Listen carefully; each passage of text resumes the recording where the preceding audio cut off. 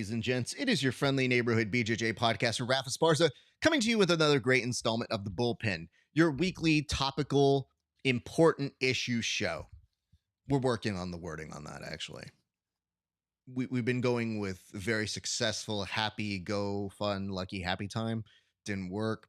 A lot of our creative department, they're trying to come up with the actual branding, but essentially, you know what it is. There's a board, there's three people. We make opinions. You agree with some, you hate some, you love some. I don't know which is which, but you're always in the comment section. And if you were in the comment section, we are happy to take some of your notes and thoughts and feelings. Speaking of which, a couple quick reminders. First and foremost, if you want to support us here at the Grappling Hour, you can head on over to patreon.com/grappling hour. Check out our interviews 30 days before anybody else. You can also pay for a few extra dollars for some tape studies, Road to 80cc journeys, where we'll be looking at how certain athletes are competing at maybe now the second biggest dance in August. We'll see. Remains to be seen. We don't know. There's a lot we don't know here, people. We're learning as we go. So you can go check that out for a few extra dollars. That's patreon.com/grappling hour. You can also go buy some merch. The shirts that we have over here, Grappling Hour, that's on over at rafesparza.com/merch. $25 for a shirt and $45 for a hoodie. If you want to stay warm during competitions, you can get a combination of the two for $60. You can also find us at Spotify, YouTube, Twitch, Twitter, wherever. Periscope, remember that?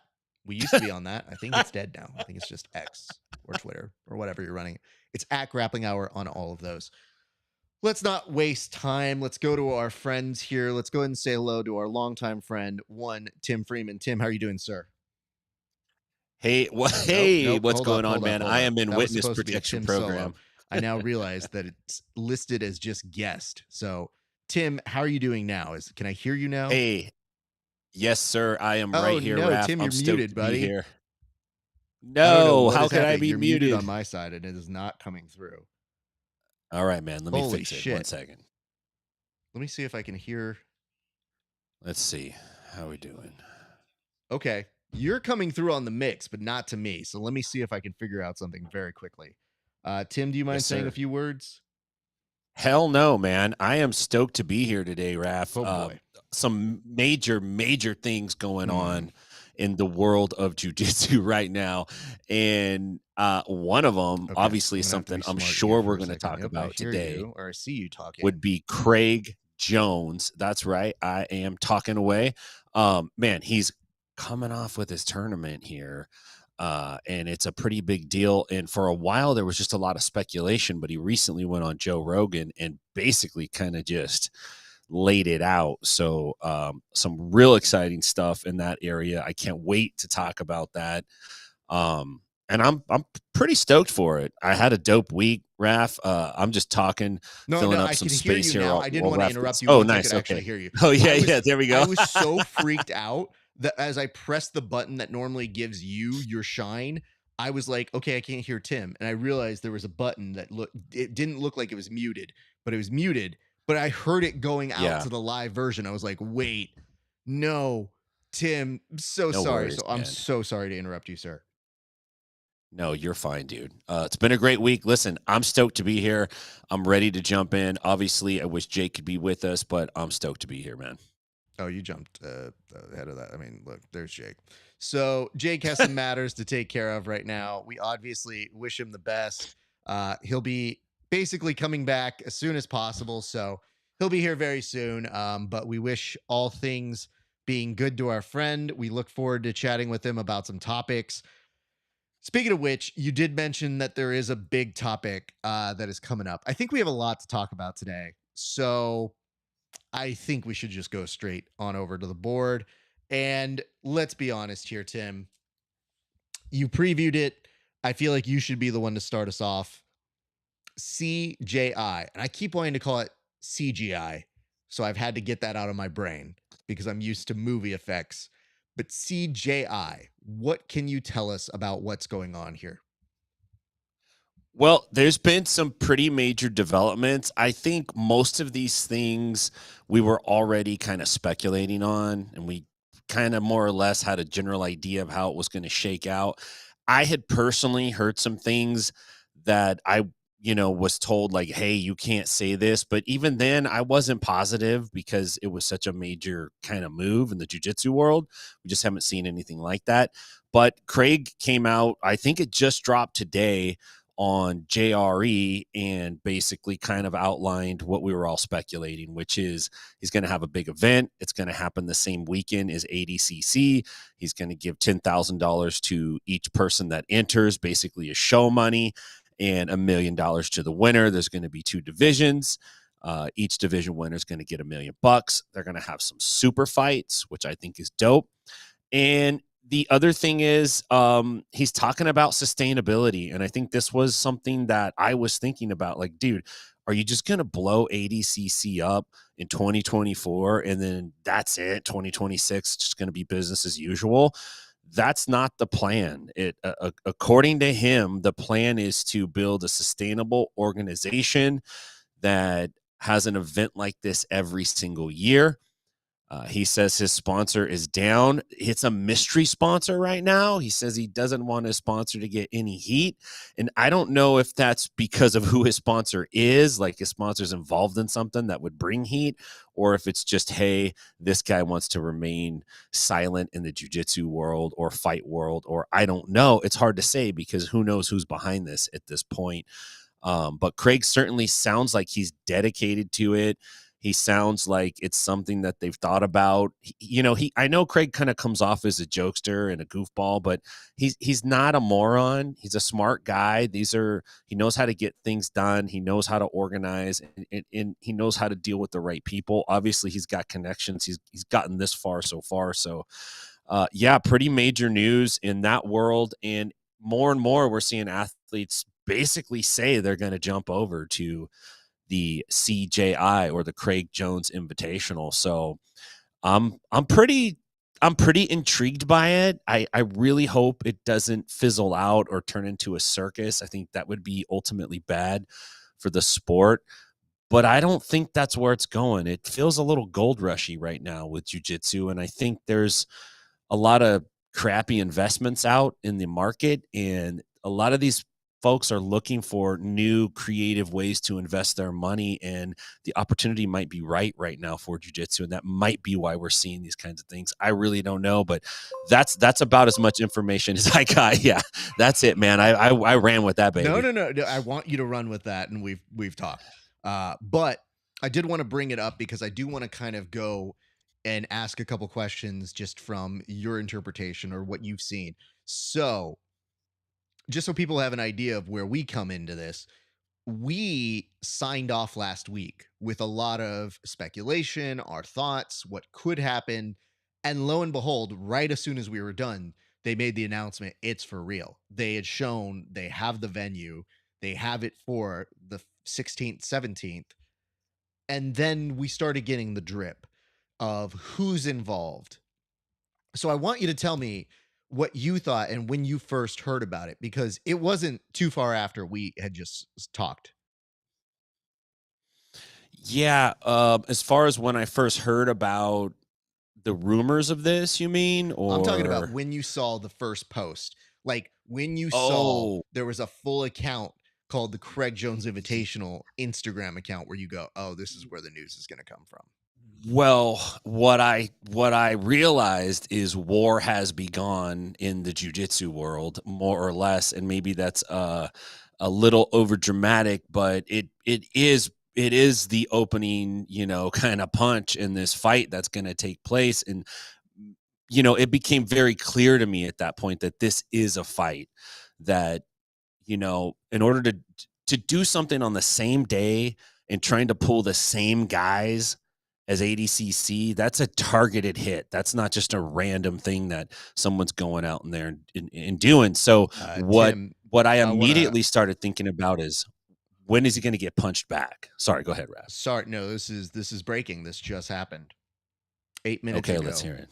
Mason Fowler confirms his participation in the Craig Jones Invitational. There you go, man. This is it's so wild. Like we do a show. I mean, obviously to do the show, you have to prep with this board and whatnot.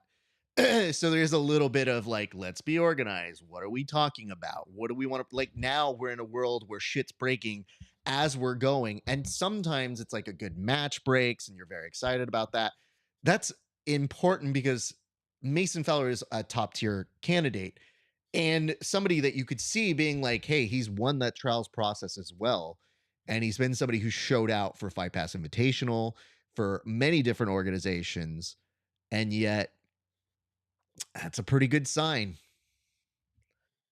Yeah, that's a great sign. If you're Craig Jones, that's a fantastic sign. And it makes me wonder how he one of the things he said on his podcast with Joe Rogan is he said, you know, they're already reaching out to people and figuring out who's going to fill these spots. I would bet you they have 3 times the amount of people available for the space. I would almost guarantee you that's going to be their hardest problem right now, is figuring out who's not going to get a spot. So that, which is tricky because then people are going to be kind of salty. And I guess at that point, do you just go to ADCC? Oh, no, you have to be invited. Are they going to send out new invites? How does this work? What if this was a party? What if you were having a birthday party and I said, you know what? Fuck you, Raph. I'm going to have my party on the same day as your party this year. How does it work? Let me tell you this. For years, we used to make the meme that it was The Bachelor that was happening, where you give the rose to give somebody an invite, right? So all these thirsty people are sitting there being like, oh, give me that rose. Oh, give it to me. Now it's like 2 installments of The Bachelor are happening. So they're about to get the rose, and this other bachelor comes in and is like, you want this? And they're like, maybe I do. Right. Wait. Right. Oh, I'm very popular right now. This is amazing. So yeah, you're talking about unprecedented. Is for years, the honor was always, oh, I got invited, or I won the trials process, or I've won and I've got the invite back. Now we're at a place where you go, nothing's safe. So to give you my perspective, the first 2 signees, being the Tackett brothers, was perhaps, I know we talk a lot about how funny Craig is, and you mentioned this in your analysis. The strategic hit of the Tackett brothers is where you look at and say, oh, they started with integrity, because those 2 guys are like, you can't hit them. Those are the guys who are incredibly professional, nice, courteous, treat everybody well. And they basically made their statement and said, here's why. And you couldn't refute it. So even though you have certain people who are trying to say like, oh, I don't know if I would do that, or oh, they're disloyal, or all these little arguments you're starting to see appear out, it would bounce off them because they're just like, also guys, we're trying to do this for not just us, but our entire family. So when you put it like that and you start putting it back to the audience, they shut up a little bit, not a lot, but a little bit, to kind of see the perspective. And to me, I said, man, that's a really good start on their signees. Then they hit you with Fionn and you go, oh, now we're actually talking about prestige, because that was the argument we made last week. You can do one for prestige and one for entertainment. And to get the reigning champ and bring them over for what we weren't even told was a thing. There was no women's category discussion. And then all of a sudden you get her and you go, what are you doing to make something this compelling to bring the champ, who would already be invited back and should be a done deal, to come to your side? How much more are you paying her? And did you just leverage the idea of helping out on an important cause to her? And that was able to what seal the deal to bring her over. Yeah, I think you're right. I think they opened up with Tackett and followed up with Davies on purpose. Those are 2 big names that also have really good reputations in the jiu-jitsu community. A little concerned for, you know, the flow grappling dancing guys, you know, like Tackett was their boy, man. How does that make them feel? Does that like is that a little bit? Is there a little bit of salt there? Like there might be. I don't know. You know, it's who's to say? But that's kind of a big announcement. I'm sure, you know, they get some heat from that, and I'm sure Davies does too. But you know, what we see immediately after that, we saw more names come out. So once that avalanche starts, man, I don't know. But you were watching the same episode of Craig Jones on Joe Rogan that I was, and Joe was trying to press him for the names, and a lot of this is dripped as if maybe we're just happening to get these people. I heard a rumor that uh they ADCC only had a 20-minute heads up between the announcement of Fionn. Oh So wow. that could be different. But when Craig seems to be like, I don't want to say the names, and then they did a thing off air to say maybe a super fight name as well, a lot of these are either already locked in because when he's like, oh, so people are going to come over, and Craig's like, yeah. So that means that other people are going to be crossing over. Now, some of the other ones make sense with your Nicky Rod, your Joseph Chen, all the people with ties Yeah. to Craig Jones and Nicky Ryan. So all of those chart. But then to be in a space where you say, well, Fionn was out of the blue, and apparently the Tackets were the first people to really contact Craig and ask, is this for serious? Like, the thing we don't know are the conversations being had with the athletes who are probably checking out that. And if they didn't, or they were on the fence before, if he was going on Craig Jones and he's planning a full media assault, I've heard rumor he'll be on Ariel Hawani this week as well. Like, Craig is going to all the major outlets to basically get his message Yeah. across. And when I saw he was going on, when Craig Jones was going on Joe Rogan, I thought, oh, they're ready to launch their full media campaign this week, a couple months out. And I think it's done strategically before they go on sale because now you're looking at the possibility of them affecting the audience for ADCC. Whereas before it was, well, maybe they'll just bring the athletes. Now it's a draw versus draw sort of thing. And when you have people who are going Yeah. on the entertainment side, there is a real risk that you may do it. But I do want to point out one thing, and I wanted to get your idea on that, which is that Craig Jones was basically saying their model consists more on stealing more MMA fans. So, what I don't know that people understand is if you're trying to go after a different demographic with that pit submission style or format, if you would, and then do it as 10-8 rounds, 10-9 rounds, isn't there room for both? Because maybe you're not trying to take the same piece of the pie. If he's telling us that's the model, I wouldn't be surprised if you see other MMA stars being offered super fights or this that's akin to maybe the old school version of ADCC or the Fight Pass Invitational style, where you're drawing on their drawing power and maybe not the drawing power of just the collective of jiu-jitsu. Yeah. Man, I think that it could be a mistake to mess with the format and the rules too much because you run the risk of because you're targeting ADCC. It feels like, and maybe they need to fix their messaging if this is not the case, but it feels like what you're trying to do is replace ADCC. Okay. And that's what it feels like. Now, if you come out with a format and you have a pit and you have 3 5-minute rounds and you have 10-9 scoring systems, like, oh, lost my light there. But that kind of change is going to make it feel like not a replacement for ADCC. It's just going to feel like a different thing. And oh, by the way, we're trying to pay the athletes. And at that point, there is a risk of it feeling like a novelty to the viewer. And you might lose that ADCC crowd.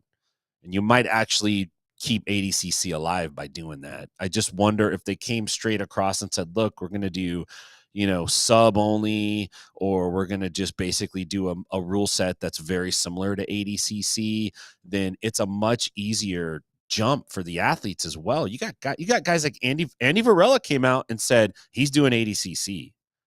He posted a story and it's him and ADCC and he's going. Look, he's been training for it forever now for that specific rule set. What's he going to do? Change it up to fight with a pit now and fight against a wall and do 10-8, 10-9 rounds? Like, that's a change, man. So I like what Craig's doing, but I think there's a risk right there in having some fallout or some unintended consequences. I don't know what they're going to be. I'm just speculating, but I could definitely see that could be a little risky. I haven't decided yet. I'm in the mode of there's a lot that we don't know. But him saying Yeah. 10-8, 10-9 rounds did kind of perk my ears up because I thought I heard him say there was going to be periods like in between. So there's going to be rounds. And if that's the Yeah. case, I can't visualize it yet, but I think the purpose is to break the monotony of forehead wrestling for 15 minutes, which we have seen in ADCC style. And Yeah. I think what they're doing is saying, okay, sometimes when you put two people who are equal up against each other, the highlight reels don't come. But if you have periods of rest and you kind of make it as a format to give it people where they can get excited, there could be comments. Like, I'm intrigued to see what it is. I don't want to dismiss it outright. I'm slightly confused, but I feel like that information is going to drip out more as it comes. My Yeah. whole thought process was well, two things. One, I thought a pit would work better for Andy Varela, if we're being honest. I know he likes going off road, but I actually thought, I was like, I think Yeah. it's easier to suplex somebody when they're like trying to run away up a ramp. But two, Right. I immediately thought, like, these guys are signing on without having all of the details. And yet, there could be some fallback from that. But for the most part, like the fact that you would have these obstacles, like, dude, you could put me in the eliminator at American Gladiators and tell me there's $1 million prize at the end, and I might be like, I don't think I can make it. But you did say $1 million, so I guess I got to try. Like, you may not know Yeah. the obstacles in front of you, but if somebody dangles that in front of you, it will change things. So I think that's kind of the basis of all the information. If you guys haven't seen the episode with Craig, I would really encourage you to hear it out because Joe does try to push him. You do get the sense that in that interview, Joe's kind of asking the questions of like, "Hey man, why are you doing this? Like, why would you do this to them on that same week in the same city? Think of the children, Craig." And Craig is just like, hey man, like, I get it. They can exist and we can exist. Like, and yeah, a lot of it's based out of some really differences in opinion that were dismissed. So it's not all my fault. It's not all their fault, but maybe, just maybe, it'll be the push that incentivizes them to do something else. And I think one of the contentions that Craig said in there was he was like, a lot of these people, when they talk about, hey, these athletes are idiots, these athletes are dumb, they're asking for too much money. Like, of course, Joe Rogan, who works for the UFC, is going to go, I think people are paid just fine in the UFC. I think that's just Yeah. great. It's like, Joe, you get paid Right. more than the people in the UFC. Like, my brother, you're fine. You're one of the good ones. And of course, we don't expect you to say it, but don't mock it when Craig is doing a different model. But Craig, in his infinite wisdom on this one, was basically saying, like, maybe this wouldn't have happened if they would have given us a token extra 10K. Like, some Yeah. kind of sign, some kind of acknowledgement that inflation has happened, some kind of acknowledgement that things are not the same as they used to be. And I thought about that deeply and realized, man, it's not a bad argument. And it is frustrating that you're going to get people who are going to make it seem like he's holding out before ADCC will up their pay by 300%. He's basically saying, like, hey, guys, legitimately, can we get a good sign of faith? Because we've gotten none.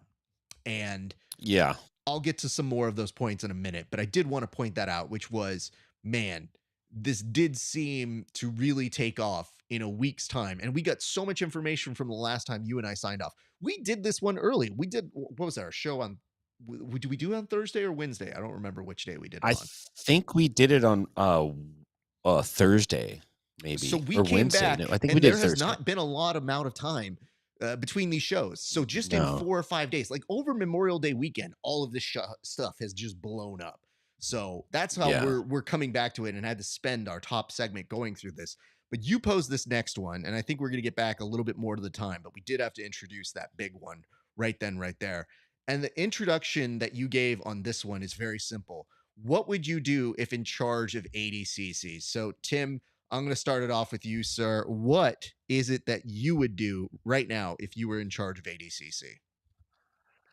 Well, I think what ADCC needs to do is they need to get together with the money source behind ADCC and determine what the vision of ADCC is going to be. And if you're going to be our Olympics, if that's what you're really, really, really gonna be, then you gotta step away from even trying to compete with what Craig Jones is doing. You might even have to acquiesce and take the high road and talk about how, blah, blah, blah, blah, blah.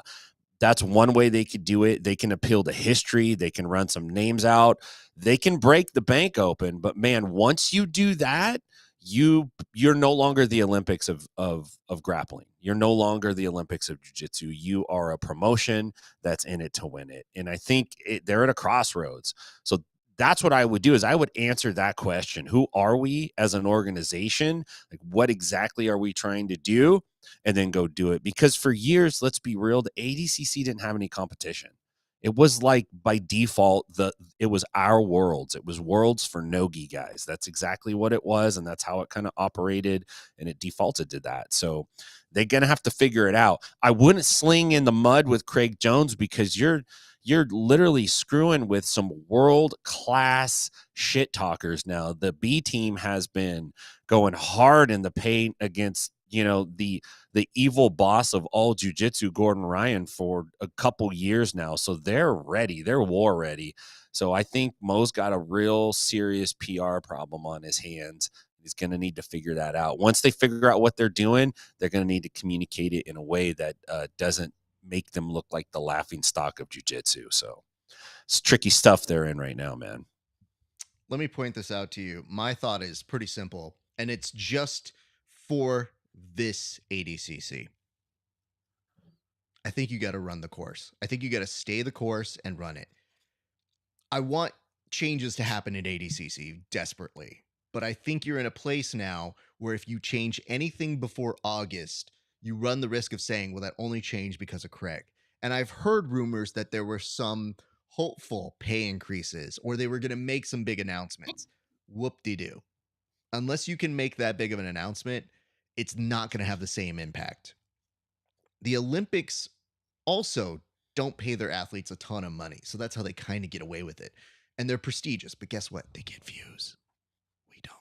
I know we like to talk about the shit that, like, oh, nobody watches the Olympics anymore. Okay, what does that mean about us? If you're saying that 16 million people is nobody, what the fuck are we doing here in our sport? I would just tell you this. I think if you're ADCC, run yourself as the prestige event and give that opportunity to new grapplers who take that stead. You will still put on a great event, but I think afterwards there needs to be a very good meeting. And I think you would do well to listen to my friend Tim here, because Tim gave you the number one thing in any PR crisis team, which is you have to assess the problem. You have to figure out who you are and stick to that. And what's happening is it's not to mean that you haven't done it. It's to mean that in order to address this without coming across as comedically inferior or comedically scared, you have to have a sound plan, because the bait is to try and respond to them in their way. And you're not those people. You do not have those abilities. Like, as much as Mo likes to say he can out shit talk people, you cannot do it to Craig. There is too much goodwill. No. There is too much built in. And the fact that he is coming push to shove to do this out of pettiness or spite, or even just out of strategic wellness, you're just not going to beat him there. So don't get drawn into that gunfight that you can't win. What I would say is continue to do a great event, but acknowledge the fact that you've got competition now and that you will need to address certain things. Because I still feel like if you guys add another 10K to the prize money come August, I would love that for the athletes, but it would reek of a company having a pizza party instead of increasing your wages to a livable amount. So yeah, it sounds great. It's just, I get what you're going for. Nobody's ever going to say $10,000 extra is nothing. But if you're waiting for that week to make the announcement, it will go with a certain, oh man, do I have sound effects here? Hold on. Oh, do I have a, oh man. Oh, okay. I got one. Okay. If you think that that announcement is going to be something, it'll probably be,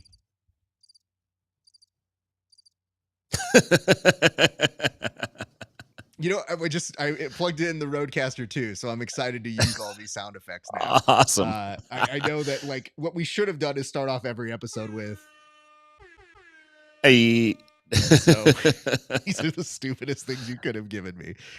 Oh no, they're great, man. Let me give you a few notes that we got from a good friend, Wallow J. It says, another Jake Watsonless episode. You know, that's a really good weaponized form of calling these episodes. But yes, sheesh, still a great show. Thank you, I guess, by default. It says, dog can't pay bills or take care of your family with prestige. Whoop. But you can Yeah. get a lot of DVDs and instructionals or seminars, which is almost as good.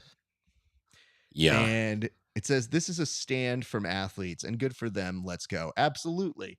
And we'll get a little bit more into that. But I'm glad you brought up this question, because before we get into all the other stuff that we're going to bring up about ADCC or Craig Jones Invitational and the direct results from those things, I think it is important to note here that the upside to all of this as grappling fans is there's going to be a lot of content that week. And I feel like the antithesis is everybody's going to think you're either for or against one of these things. It doesn't have to be the case. Like, it doesn't matter how ADCC may treat some of us interpersonally. I still root for the athletes to get a showcase and win money. So if they're going to build this for or against us argument, they're only limiting their audience. So what I would say to them is run the course, do the best you can. And if you do want to make changes, man, I hope that you guys really make them well. And yes, it'd be nice if you could increase the pay, but we may have opened up a door that's kind of unclosable at this point. So they did do one thing. They actually did announce that they're only going to have weigh-ins on Friday, which it's like a pizza party. That's why I laughed when you said that. I'm like, what? We only have to weigh in once? Like, oh, you think we're that food motivated? Hold on. I'm very happy for the athletes. It's just, is that what you had in the bank to respond to this? Like, when sometimes they say that organizations or military have like nukes ready to go at any given time, it's like, oh shit, they've released it. Unleash the 1 day weigh-in. We've had this baby on reserve for 20 years. We've been waiting for this to happen. Double key codes, let it go out into Instagram. I mean, it's a good thing. It's just, I thought it served a purpose. I would be pissed if I was an athlete right now, knowing that they could have did this Friday weigh-in thing for 20 years now, and they've been yanking our chains, making us, you got to be within a pound of the day before. You know how ridiculous that is? That sucks, dude. Now they do it. Oh. Could you imagine, though, that they're just like, maybe they have a list of complaints and that they're just slowly Xing like the most innocuous ones first? Like, okay, we'll pay for your parking now.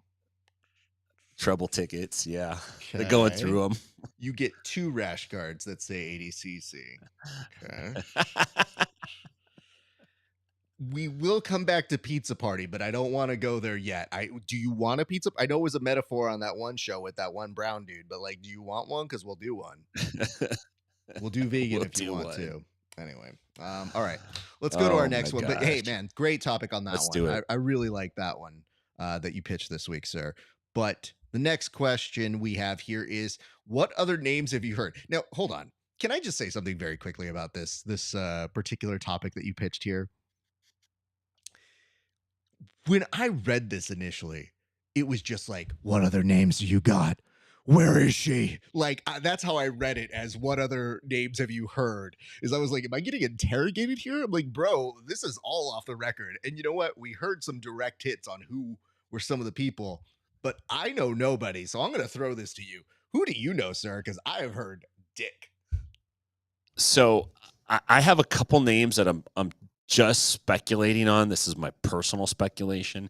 And then I have another name that I've kind of sussed out, and I don't have a direct source for it, so it might not that none of these may be true, but I'll give you the first two. One is maybe we could see Marcelo Garcia. That I think that's definitely within the realm of possibility. I'm not saying you would see him in the bracket, but you could see him in a super fight. Another name that you could see in a super fight would be Hodger Gracie. I don't think it's without of the realm of possibility of Hodger coming back and potentially having a match with Craig. I think that's totally something that might be on the table. And the last thing that I think could happen, and I just have fragments for this source, but I think we could see the return of Rafa Mendez. And I think that would be something that would be really, really amazing for the jiu-jitsu community. This is a guy who's been on the sidelines for several years now. He retired. He's kind of like our Sandy Koufax. This guy retired at the top of his game. He was, a world's winner. He's an ADCC champion. Jiu-jitsu's kind of slept on Rafa Mendez, and if this guy comes back, for sure he's going to be elite level. So I'm really stoked to see if that comes out. So those are the three names I got. Time will tell. Time will tell. I've been right and I've been wrong, but I think I got a chance at this one. So we got a note here. I want to see if this popped up on my side, but this is from Iron Ty Freeman, and it says Buchecha gonna come back. ooh, who's Iron Ty Freeman? Who is this? Feels like a plant. I mean, listen, more the merrier. If Buchecha wants to come back, I would take him with open arms. Buchecha's the shit. Sure.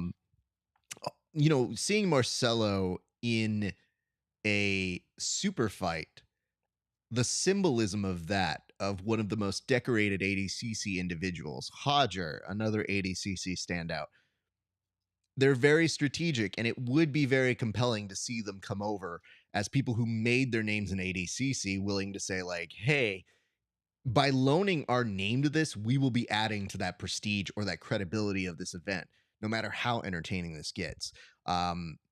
I still feel like we're going to see some MMA folks. I haven't quite sussed out who those folks are, but I think it may. Well, you know what? Craig Jones did preview. He was like, well, maybe Volkanovski might be somebody we try to sign to one of these. And I said, that's compelling. When he goes, yeah, him and Ortega potentially having a match together. I thought that was, and I like, no. Ty Freeman's like, bro, you guys know me. I mean, I definitely know you, Ty. So no, that's not the issue.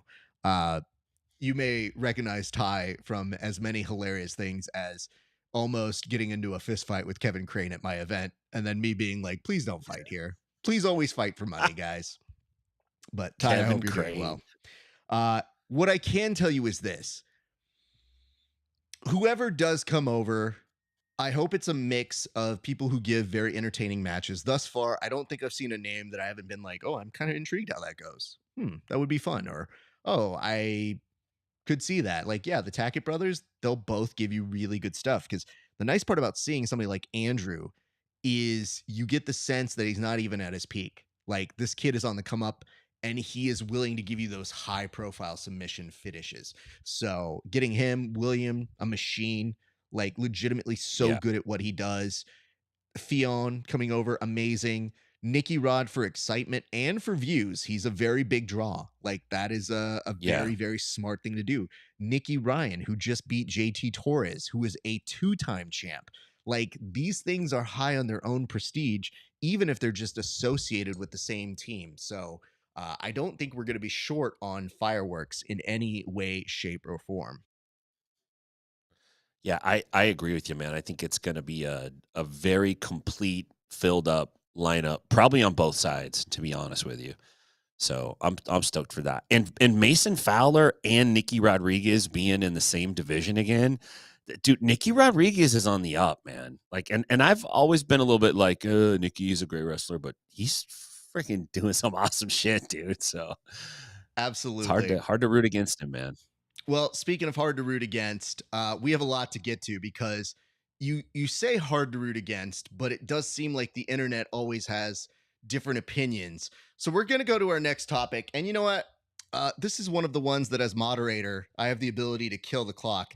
And I feel like I'm going to do that one here, because I'm just going to take this one myself. So I'm going to defer all of Jake's time that he could have had on this show to myself for this next segment. Take it. You got mine too. Take mine too. Sir. I appreciate it. Let's get straight into it.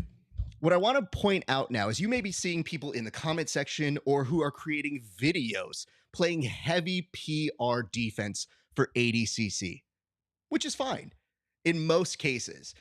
But I would watch for the following forms of rhetoric that I think are falling just a little bit flat.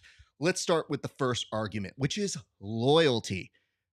This, my friends, is some top tier gaslighting. Like, this is Catholic mom shaming approach. In trying to shame the athletes in comment sections or videos for a lack of loyalty, it's costing them the ability to make money. And as a result, that shame that you're putting on them is incredibly misplaced, especially if you say that you love the athletes. Athletes in other sports are able to leverage against other teams, organizations, factions in order to get the best payday possible. We don't have that in jiu-jitsu. This is like the first time the athletes have any say that is proportional to making a statement. So, in other words, you're basically trying to take away any leverage they would have on where it is that they feel they can get the best bang for the buck, where they're going to perform. And I think, all due respect, kind of shitty to do that to people. So, I would like to say that. And yes, I understand there has been incremental improvements in the ADCC structure that we have seen over the years. However, in 20 years, none on the pay. And as a result of that, I have to beg the question to those of you who are putting this argument out there: how long do you expect some of these athletes to wait? You are going to be effectively aging them out of contention in a very, very strong and prominent way just because you like one of them. So I guess what I'm saying is, don't do that to them. I think the Tackett brothers did it the exact right way. They did it classy. They gave you their notes. They told you why they're doing what they're doing. And they said that they're welcome to doing ADCC in the future. And I think that in doing it in that way, they listed what it was for and they told you the exact intention behind it. Classy AF. And why would they have to make that statement? Because you would have to win ADCC 100 times to make the money that you can make at the Craig Jones Invitational. And guess what? Only a select few of those individuals have done it more than 5 times. So talk about stacking the odds against them. Let's go to our next one. Prestige. Well, we saw that one kind of come and go very quickly. You saw that with the Tackets. That was a pretty good one to begin with 2 trials winners, one of whom has done it twice. And then you saw Fionn and you said, yeah, that argument's completely out the window now. You were able to get a female champion where there was no promise of a female division, and you were able to persuade her to come over this side. The prestige is coming, and we've only seen it with more and more names in the past few days. And yes, even if they have a connection to Craig, it does not subdue the fact that they have done incredible things, not only for ADCC, but for other organizations. And even somebody like a Luke Rockhold is going to take you back to like a Tito, a Chris Weidman, like other MMA athletes who had great moments in the ADCC format. So if anything, they're almost taking some of the best parts of ADCC yesteryear and using it for this current format. But why that weekend? You know, that's given off real, I wish these protesters could just find some other way to get their message across. It's called efficacy. You have it when you're able to push in and create change because you're applying some form of pressure. So I get it. Yeah, choosing that week seems like a little bit of a trolling method, and it is, but it's also strategic because it gives the athletes one of the few times that they have to leverage their participation to one or the other. And I got to tell you, that's the heart of ADCC. It's not the flames. It's definitely not the production. And it's not the drumming. It's the athletes that's the heart of it. So if you go after that, then perhaps that is what's going to be the one that actually initiates the change. But it's ruining our sport. No, no, it's not. And listen, this could have all been avoidable if Craig had not just been dismissed outright. I know that Craig is funny, but dismissing him outright only opened the door for this competitive alternate to happen. And guess what? It is a talent relations fumble because all you had to say was, Craig, you're out, all good. But instead, by dismissing the talent, you basically gave him all the pettiness he needed to go out and prove somebody wrong, which I think resonates with a lot of people because they say, like, well, why not? Why not get them more paid and make a stand while you're doing it? This one's good because this one actually has been coming up a little bit. And you did see it with the Craig Jones appearance on the Joe Rogan Experience today, which is this sustainable? You know what? It might not be. This could very well be a one and done situation here, people. And you know what? That might not be a bad thing. And if so, why do you want to shame somebody from their one opportunity to potentially win $1 million? You really want to go after them and say, like, you know what? I think it's a bad idea because reasons and mean. Fuck off, dude. I do want to say this. If it is a one and done, that's not the worst thing in the world. Perhaps it will still initiate the change that you want, even if it just happens once. Doesn't have to be all the time. I like the idea that you guys got into the idea of getting spoilers or saying, like, oh, Netflix better renew this show. Like, we don't know. Sometimes you just get a good show for 10 fucking weeks and then you live. It sucks, but you go on. But guess what? Other shows that really like that show branch off of that. This is a good one too. Counter programming. So now we're getting people who are bitching that there's going to be too much jujitsu for 3 days. Fucking Christ, guys. Listen, it means that everybody's going to be at home. And what you get from that, from a TV perspective, is you will get real numbers. That means you will get YouTube giving you analytics for ages, demos, viewerships that actually means something to networks and other distributors. So what does that mean? Essentially, what it means is if you wanted to grow the sport per se, you would need those numbers to attract those organizations and those sort of big names or the bigger apps that we're looking at. Because people aren't interested unless you have a target demo. And guess what our target demo is? 18 to 34, which is the most desirable of all live programming that just happens to be sports. So if you want to get to a better place, you want those numbers. And guess who's never released those numbers? Flow. Ever. If they did and I missed it, please send it to me. But I look for them very carefully because I want to grow the sport too. And I find it very curious that sometimes you don't release those numbers because you don't want it to go somewhere else. So why wouldn't you, if you want the sport to grow, want to have concrete numbers that would come from a free product on YouTube that could then potentially get you even more and more people to tune in on a bigger network? But I bought my ADCC ticket. Yeah, that's cool. Then go to ADCC. It's still going to be great. They're still going to pick really good people to show up at ADCC and compete in that tournament. I don't know why you think other people who maybe took second or third at a trials process didn't give their due or their sweat on those mats and that they won't be entertaining. Andy Varela didn't outright qualify, but he's still one of the best and funnest individuals to watch compete. So, yeah, you're going to get people like him who are going to get those call-ups. And what I want to say is this. You're really just supporting the brand more than anything. So I don't know what you're complaining about. You're still going to go to ADCC. You're not going there for one particular athlete. And even if your favorites aren't going to be there, perhaps maybe you should go to watch who the next stars are going to be, because I think more than anything, that's becoming more exciting than knowing that Gordon Ryan is going to win again. And we need to build the next generation of stars. And guess what? 2 tournaments can do that for more people. Don't worry, we're rounding second here. Here's the thing, guys. There's a lot of shit we don't know. And I don't really know how to put this other than, yeah, there's going to be a lot of people in the comments who are going to be making bold predictions. Nobody knows what's going to happen. For example, people are wondering what's going to happen if the arena isn't full at ADCC. Well, guess what? That's the risk you take when you pay $1.9 million extra just for a bigger space. No production in TV says, get me the more expensive venue. That does not happen, especially for a sport that apparently does not make more money. So when you're looking at this, it seems like a foolish investment that now you're all worried about if it's going to fill or not. Jiu-jitsu isn't the only competition. Everything is competition. You should be worried about baseball games, football games, everything that could possibly happen. But yet you put one counter programming event and now it's the end of the world. They just told you today on the Joe Rogan Experience that Craig Jones is looking for the MMA folks. You have the ability to have 2 of the greatest events in 1 week.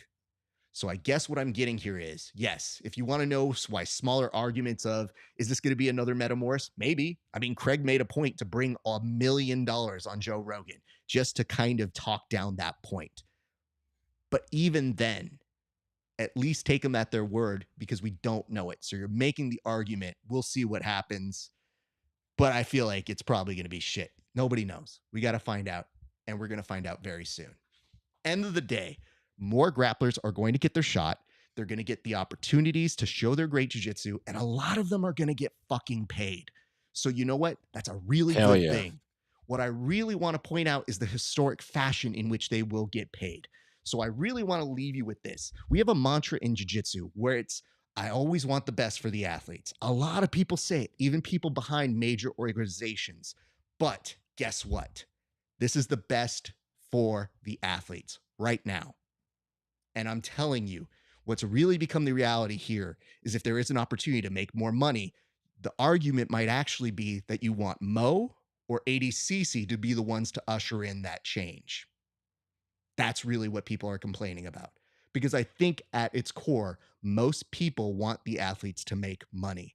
And I got to tell you, by fumbling the venue, the talent relations, and some of the production costs, maybe, just maybe, there could be some other people weighing in on some of those decisions that matter that could help out in that situation. And maybe that wouldn't be a bad thing. Because guess what? We're at a place now where the sport is going to get bigger. And it would be good if we all get behind those things that are helping to get it bigger as we go. And I want to say this because I want it very clear. Let's not fucking take out revenge on the athletes that opt to go from one to the other. Here's why. If you really want what's best, then you should be wishing those athletes well to go make their money. Prove it. Show that you actually want them to have what's best for them. Don't say it. Actually encourage them to go. And more importantly, you're going to find that you're going to have a just fine event, whether you support the Craig Jones Invitational or the ADCC event. There's going to be a lot of great athletes. And they don't owe us a single explanation on where they're going to go. They don't. They should just be allowed to go. And if that's truly what is best for them, wish them well and let them go. Because you're going to get a lot of scared athletes who are going to be too afraid to say anything and that something might come back to them. They might get some sort of retaliation for the next ADCC, whatever it may be. But I will caution you with this last thing. We saw how that worked out with Craig the last time. So if you want another fumble on how you work with your talent, don't treat them like dicks and don't make public statements that you're going to take shit out on them for doing what's best for them. Because you don't want to also create your next competition.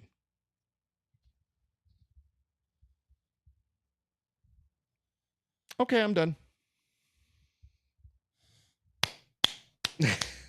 Yeah, well said, man. Thank you. Well said. Well said. Listen, man. Yeah. Good job. You know what it is, dude? I'm tired of people wanting to run this shit like the mob. Like, I get it. Choose your sides, support your shit.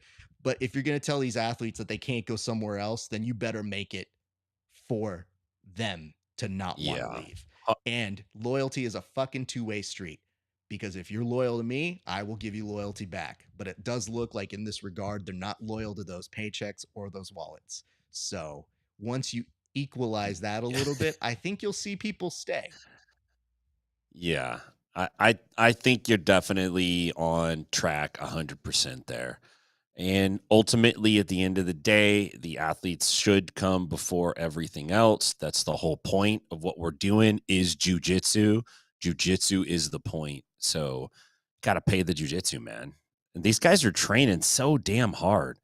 You know, I know Craig likes to downplay it like he's out partying all the time, but these dudes are training all the time. They're top tier athletes, man. So I'm stoked for it. This is professional jiu-jitsu. It's happening right now. It's happening. It's freaking cool, man. All right, let's go to our next topic because I definitely killed the time on that one. But hey, guys, here's one that'll bring us all back together as a lovely family. Look, there were some fights that happened. And I guess the question is, Tim, how did a fight break out at a kids' tournament? Now, as you postulate, I'm going to play a little bit of the video so people who haven't seen can see the horror and the nonsense that was happening over this weekend at a kids' tournament for the Jiu-Jitsu World League. Let's see this. Yeah. So, man, stadium melees are always interesting because of the varied elevation of the Mhm. combatants. They're usually someone's oh, she did the controversial step over. She's going up. She's getting the high ground. This is a oh, the guy's running dudes off. We're gonna let him fight fair. Look at this. I'm waiting for the brown shirt guy from the NASCAR video to show Can up we in this one. can we have a moment here though, Wow. Tim? Because I want to point out the relative ease that this woman had to walk through multiple areas in the Yeah. stands. Like no person has ever had this much time to get involved and then Look at casually this. try to walk away from where the action is. Like, I didn't do anything. Nope. Nope. And trying to Look run at away from the seats by climbing over them and then look at grabbing sweater is wait, she's had enough. Let her go. We should look at point the out this though, lady in the Tim. background. Go ahead, go ahead. Yes, yes. We should point this out that the fact that I don't know why it took place, but I was apparently told that the lady used a medal. Now, this woman is all of us. This face, this reaction face did me in. And I want to give a shout out to, I believe it's Caveman Fitness.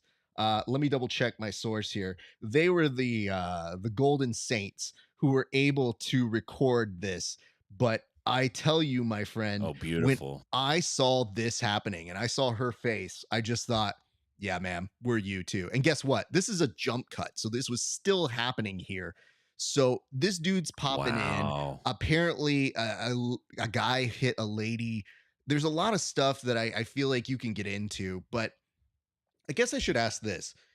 Are there any areas or reasons why you, Tim, could justify getting into a fight at a kids' tournament I if you're a you parent? know, I am ashamed to say this, but I have witnessed a fight before at kids' pans between a female and a male, actually, which is insane. They got in a fight over their kids' match, and their kids were competing against each other. And one of the parents didn't like what the other parent did, and they started jawing at each other, and then hands started flying.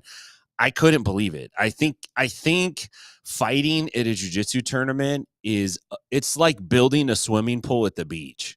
It's about the stupidest thing you can do. It makes no sense. And when people are fighting that don't actually know how to fight, it's even worse.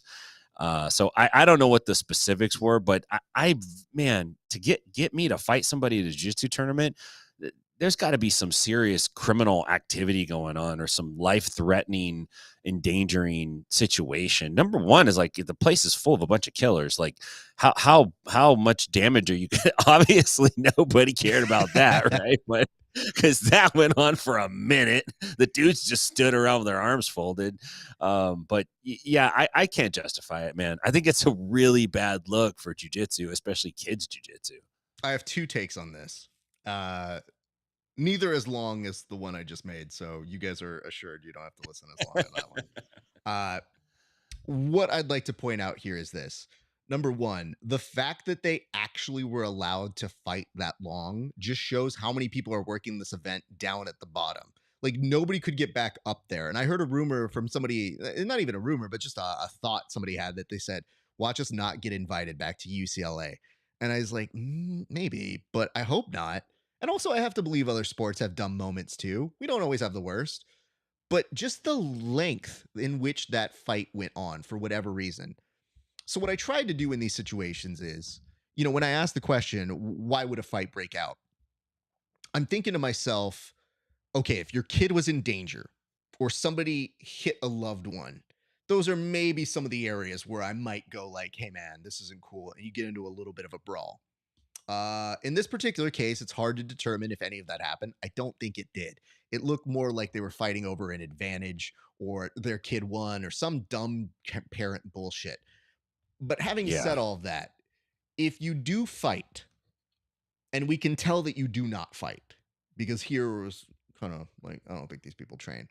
I feel like they should have been put like geese on them and sent downstairs and they have to fight it out there because it would have been funny for the rest of us and it's footage that would then belong to the Jiu Jitsu World League so that they could use as they deem fit. But I can't help but think that anybody who ever signs up to do a combat sport, they know, like, hey, maybe we shouldn't do this. And yes, we have our idiots. But by and large, if parents are coming in and getting into fights for no reason in the stands, then you know what? Let them settle it. Let them fight. Pull the Godzilla meme. Because you know what? At this point, at least they'll get it out of their system and then they'll be winded within 2 minutes if they're going out there once the adrenaline kicks in for the competitive mats. And there will be a ref going,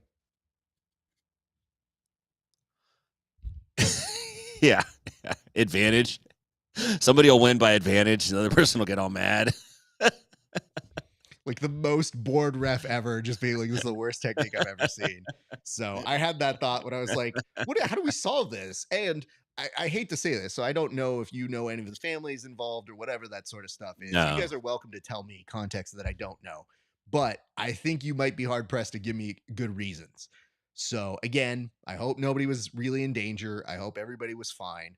But I do feel like that is something that we should do to discourage people from getting into fights at these sort of organizations so that the people who are there and actually going to compete or bring their families there aren't in danger or don't have to lose the venue or get fined by the venue or have to deal with the venue for just putting on a jiu-jitsu tournament. So I think we're going to Yeah. stumble And into now this. we got to deal with Tom DeBlast, doing his fight breakdown and offering the family a free year's worth of jujitsu so they could learn how to defend themselves properly. Somebody throw him a bullyproof subscription or something, man. You know what it is? We're going to get Somebody Tom could have helped DeBlast. him, right? We're going to get Tom DeBlast a show on like TLC where he like makes over hooligans. Not even a scared straight sort of a thing, but just like brings them back and is like, hey, I just want to tell you guys, you're all beautiful. You don't need to be fighting, but let's see what you look like now. Jimmy, come on out. Comes in with the gi, went from being disheveled to being like, I don't fight no more. I like people. People are nice. I'm a good kid now. And see what happens. Maybe TLC picks it up. I think Tom's the right guy to do it. And he gives a big speech at the end that just goes, I just want Tom to tell you, DeBlast. Tom, to blast from the past. That's what it is. That's the name of the show. Yeah. And what it ends Oh up my being is gosh. at the very end is Tom gives like his final thought, almost like a Jerry Springer that goes, violence should never be the answer. But if it is, it should be a good answer. Thanks for watching The Blast from the Past. Join us next week when we show up at another jiu-jitsu tournament and take two parents who don't like each other, but learn to love one another by the end of the episode. That's what it is. So. I think he'd do it. I think he'd do it. I think he'd take it seriously. I think he'd dress up and everything, man. Just give me. Oh shit! We had Craig Jones joining us a few seconds ago. It says how much you guys want to bet Buchecha gets announced. None. I don't want to bet shit. What the fuck? We don't have fucking CJI money. Get out of here, Ty. Good lord. Who's bringing this information? I don't even dude? think. I'm not even certain Buchecha's that big of an announcement, and I don't mean that in a bad way. But was Buchecha going to do ADCC? I mean, I think it's just we miss Buchecha, so it's kind of like, it'd be nice to see him. I wonder what he's up to. Is he okay? I hope Buchecha's good. So I don't know, man. I mean, also I want to point this out. You know what? I don't mean to harp on this. We may not even do the AIGA fucking thing. Well, I'll just tell you, they won. They did good. The one other argument that Joe Rogan was bringing up, because somebody texted me this, they're listening to the episode right now, and they go, hey, bro, I can't deal with the fact that Joe Rogan has been arguing that ADCC isn't profitable for the third time in a row. And like Craig did it as nicely as possible in that episode to just go like, yeah, but like, why would you pay more money for the Thomas Mack to T-Mobile movement? That means you have money. And Joe's like, no, man, but like they don't make any money. And he's like, well, we're a nonprofit. Okay, there you go. And that's how we're going to justify some of this. And Joe's just like, yeah, but man, it's just so mean. Just same week, man. Why would you do that? And then meanwhile, like I let it go once, twice, but I remember exactly what he's saying, which is Joe Rogan came back to it again and just goes like, but man, ADCC, it's just, it created so many stars. It's just not profitable, you know? And like Craig, to his credit, went right back into, well, we're going to try and do things a little different. And we hope that they do whatever they do. So there you go.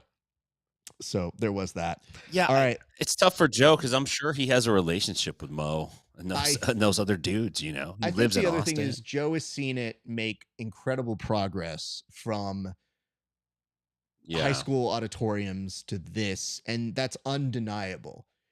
But I think what ends up happening is we get into this hero worship where it's like, well, Mo's the only one that can show us the way. It can only be Mo. And it's like, actually, a lot of sports stand on the shoulders of multiple people. And when Roger yeah, Goodell does something wrong or Adam Silver does something wrong, like they take shit for it and they rightfully have to yeah. They eat it do. sometimes. Here, we get people defending them. Nobody's in the comment section defending Roger Goodell. Like, that's how much we've taken jujitsu by Yeah, hostage. Being like, right. no, you don't come after Mo. It's like, Mo's done great work. But, like, perhaps they could use some other people. And more importantly, not let their hubris get in the way of actual progress. So, just saying, if you're not a dick and you're open to shit, you might get some more stuff done.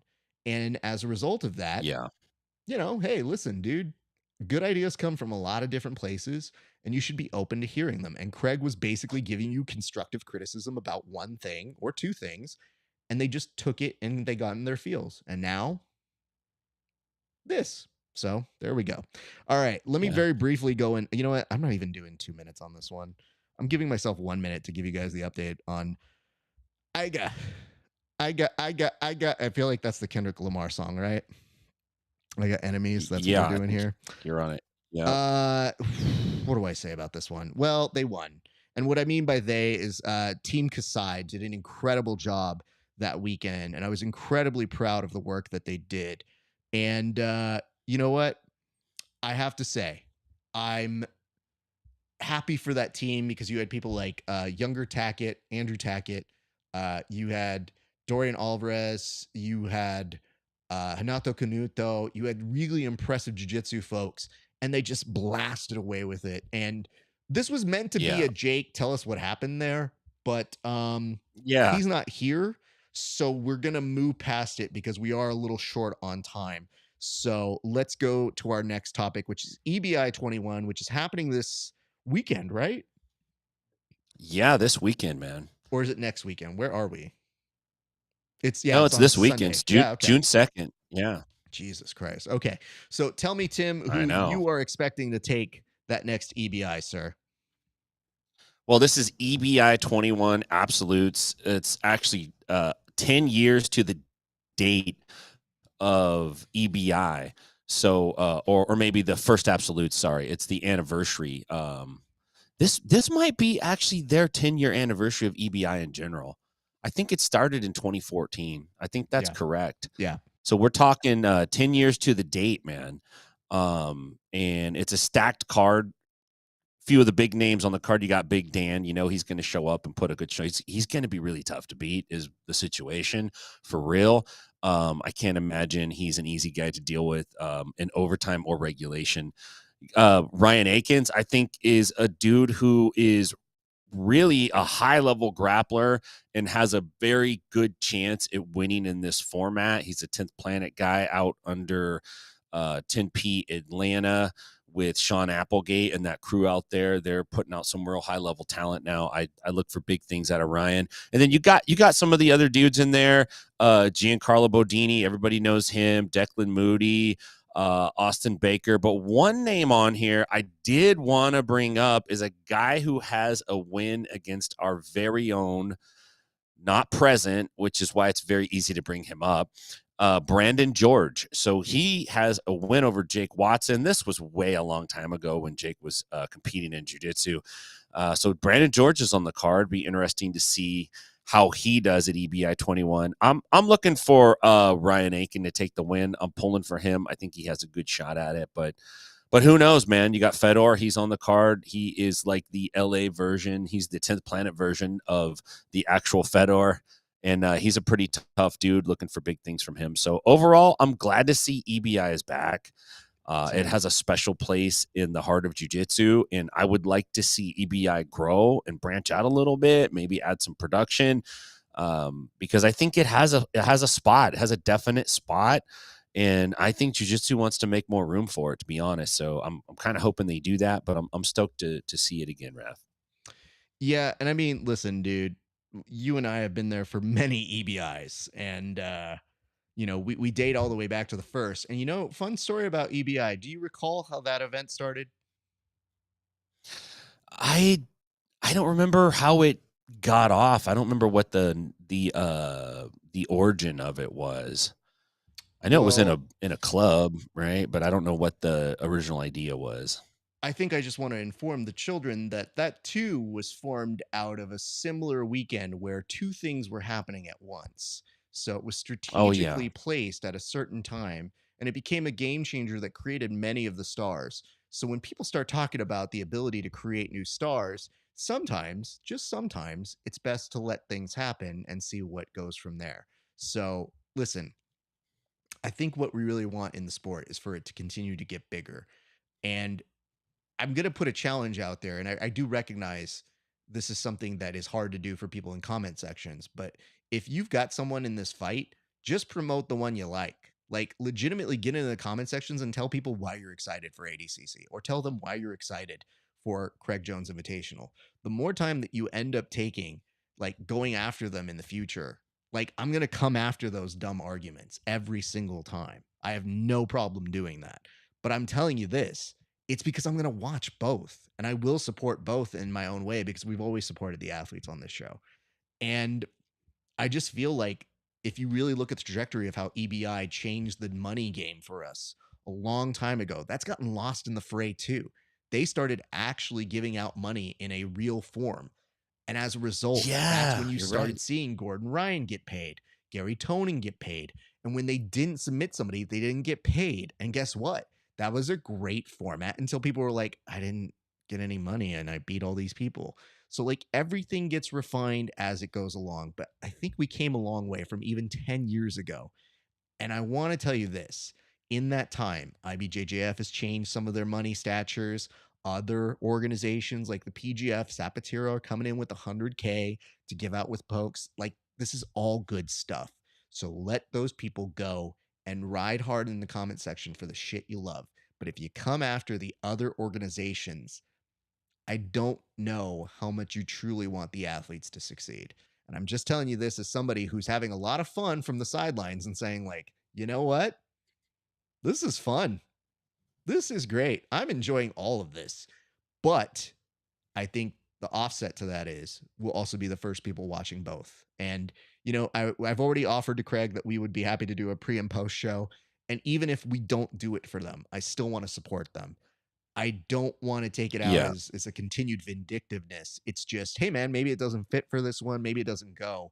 But like, I just want to make sure that people understand that we haven't been hired, we haven't been any of that. We've just told people we're interested in it.